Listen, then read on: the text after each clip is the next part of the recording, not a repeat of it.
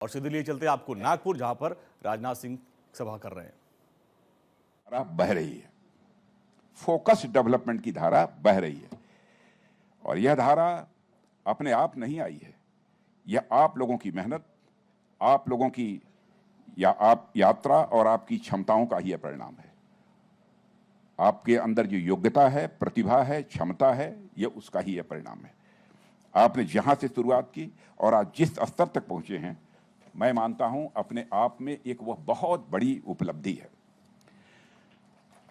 और साथियों, आज जब देश में मैन्युफैक्चरिंग की एक लहर सी चल रही है, तो उसका सबसे अच्छा पहलू यही है, इससे प्रोडक्शन में क्वालिटी बेहतर हुई है, टाइमलाइंस भी पहले से बेहतर हुई हैं और प्रोडक्टिविटी में भी काफ़ी हद तक सुधार तेजी के साथ हो रहा है।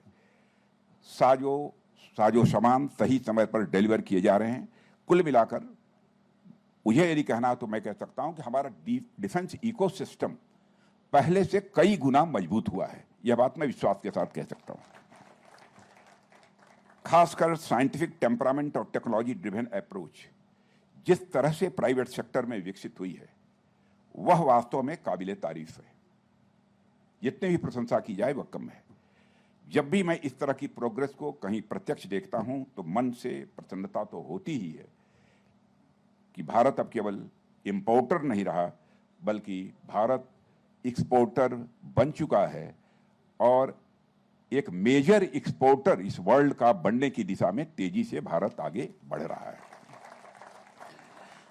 साथियों, आत्मनिर्भरता की इस यात्रा का जहां तक प्रश्न है, इस यात्रा से मैं बहुत स्पष्ट रूप से कहना चाहता हूं कि हमारी सरकार का एक भावनात्मक जुड़ाव है। बार बार हमारे प्रधानमंत्री जी भी इस बात पर बल देते रहते हैं कि हमको हर क्षेत्र में आत्मनिर्भर भारत को होना है और उन्होंने एक लक्ष्य भी निर्धारित कर दिया है कि 2047 तक भारत पूर्णतः आत्मनिर्भर बनेगा और उस दिशा में हम तेजी से आगे बढ़ रहे हैं। बीते कुछ वर्षों में जिस तरह से हम सबने प्रयास किए, जिस तरह से पॉलिसी और इंटेंट को जमीन पर उतारने की कोशिश की गई, उसका परिणाम आज यह हो रहा है कि हमारा प्रोडक्शन भी बढ़ रहा है, हमारी कैपेसिटी भी पहले के कंपैरिजन में काफ़ी बढ़ रही है। जब देश के किसी भी क्षेत्र में ग्रोथ दिखाई देता है, जब आउटपुट बढ़ता है और जब कैपेबिलिटी मजबूत होती है, तो ये चीज़ें एक जिम्मेदार नागरिक और पॉलिसी मेकर के रूप में ये हम सबको संतोष देती हैं कि जो कोशिश की गई अथवा जो सोचा था, अब वह रंग ला रही है। साथियों, रिसर्च एंड डेवलपमेंट के क्षेत्र में भी प्राइवेट सेक्टर की भूमिका को लेकर पहले एक झिझक थी, एक संकोच था। क्षमताएं